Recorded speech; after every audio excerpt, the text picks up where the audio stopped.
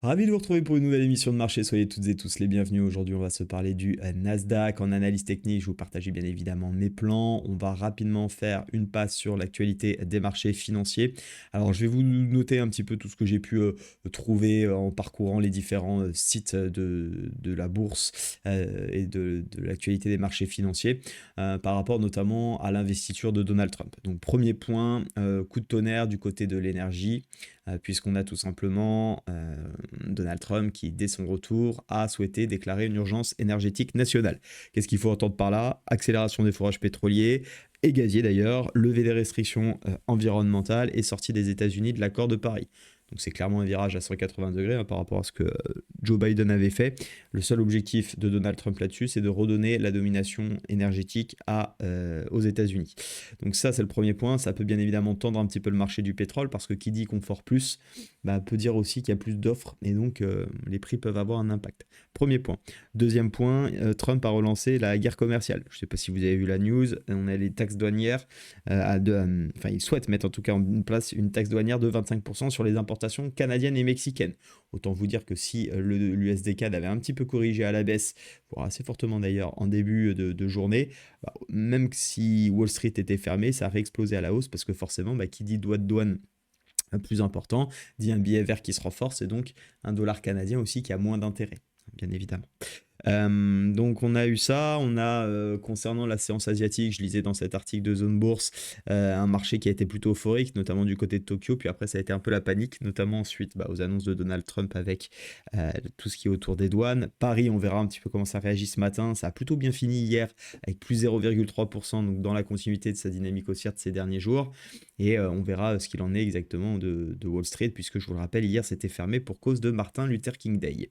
Moi, ce que j'en vois en tout cas, c'est qu'effectivement, si on doit parler un petit peu de la Fed par rapport à ses décisions, ça pourrait bien évidemment retarder la baisse des taux. Pourquoi? Parce que qui dit droit de douane qui augmente, droit de douane pardonnez-moi, qui augmente, et bien dire renfort du billet vert, simplement parce qu'on va avoir besoin de plus de dollars pour acheter aux États-Unis ou du moins vendre. Donc, il faudra être extrêmement vigilant là-dessus.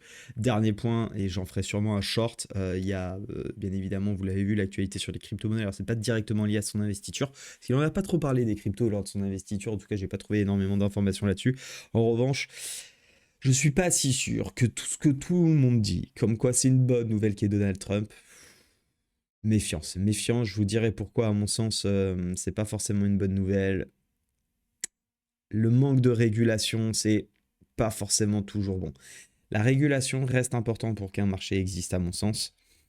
Je peux me tromper, je ne dis pas que le marché va s'effondrer pour autant, bien évidemment, mais je ne suis pas sûr que tout soit vu d'un bon oeil et ça m'étonnerait pas qu'on ait un peu un effet inverse où tout le monde a surpayé l'arrivée de Trump et qu'on se retrouve du coup avec un excès d'euphorie et que ça vienne corriger un petit peu. On verra. On verra, je veux pas forcément trop me prononcer là-dessus parce que j'ai pas encore assez d'éléments, mais je vous ferai part en tout cas dans une mini vidéo de mon avis là-dessus. Donc on va voir ce qu'il en est. Du côté de la Chine, on a eu quand même une bonne nouvelle. C'est le géant immobilier chinois Country Garden qui a bondi de 25%. Donc voilà, comme souvent, après la pluie, le beau temps, où il faisait son retour après 9 mois de suspension en raison des graves difficultés financières. Donc il a annoncé être sur le point de parvenir à un accord avec ses créanciers, ce qui est plutôt bon puisque ça lui sauverait bien évidemment de la faillite. Voilà ce qui rassure aussi. Bon, voilà un peu pour l'actualité. On va voir comment ça ouvre du côté des États-Unis. N'hésitez pas à me dire ce que vous en pensez de tout ça. Est-ce que c'est une bonne ou une mauvaise chose? J'attends vos avis, bien évidemment, comme d'habitude, en commentaire. Pour l'analyse technique, rappelez de ce fanion, on s'en était parlé une première fois ici. On n'avait pas réussi, on s'était dit, bon, tant pis, on va regarder la zone de support. La zone de support était intéressante, mais on avait fait un marteau rouge. Donc, ce qui n'est pas vraiment ma spécialité, puisque je préfère avoir un marteau vert ici. Donc, j'ai décidé de rester à l'écart. Le marché a cependant fait une figure de retournement ici, et pour l'instant, ça continue. Donc, ça, c'est ce qu'on avait vu la semaine dernière.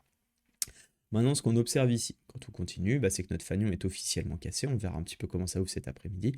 Mais on est désormais dans une dynamique qui est haussière en 4 heures, ce qui me plaît plutôt bien. Si on veut définitivement valider un retournement, on pourrait très bien, attendre la cassure de ce 0,618, ok?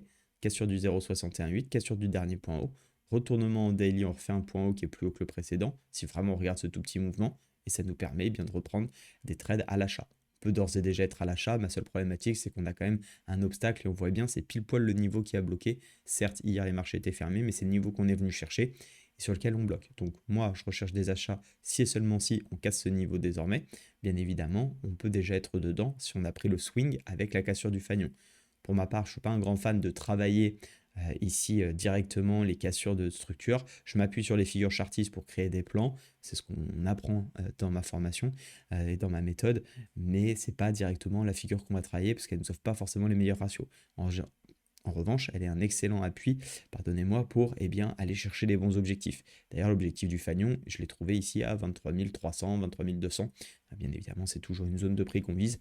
Et donc, c'est ce qu'on essaiera d'accompagner à l'achat tant qu'on n'a pas de retournement plus court terme. Actuellement, je l'ai dit, en 4 heures, on est haussier.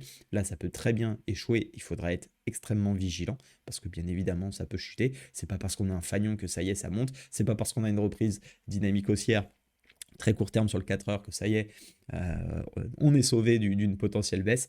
Non, prudence. Je pense que les marchés sont quand même plutôt orientés à la hausse actuellement. Le fait aussi de voir l'économie américaine renforcée par le protectionnisme de Donald Trump, ça peut aider. On verra ce qu'il en est. On ne suranticipe pas. On peut bien évidemment prendre des positions en fonction, mais on gère son risque. En fait, il n'y a pas de mauvaise décision à prendre. La pire, ça serait simplement de ne pas gérer son risque au cas où les marchés n'iraient pas dans notre sens. Voilà, pour le trading, donc j'attends une cassure des 0,68, pas de recherche de vente ici parce qu'encore une fois, et depuis toujours sur le Nasdaq, j'ai dit que tant qu'on cassait pas cette zone, pour moi, il n'y avait pas de raison de vendre. Pour l'instant, on est au-dessus, je cherche donc des achats et j'essaye de continuer de travailler ça jusqu'au 23 281. Voilà un petit peu de ce côté-là. Dernière chose, je vous invite à aller voir la vidéo sur Darwin X0 que j'ai sortie hier. Il y a une énorme annonce qui est tombée, possibilité d'avoir 100 000 euros de capital à vie, sans limite de temps, sans règles, sans contraintes. Donc n'hésitez pas à aller voir la vidéo, je vous explique comment et pourquoi vous pouvez en profiter. En attendant, moi je vous souhaite une très belle journée sur les marchés financiers, bon démarrage de semaine du coup en trading, et je vous dis à ce soir pour une nouvelle vidéo sur, si je dis pas de bêtises, le calcul de taille de position. Voilà, à très vite, ciao.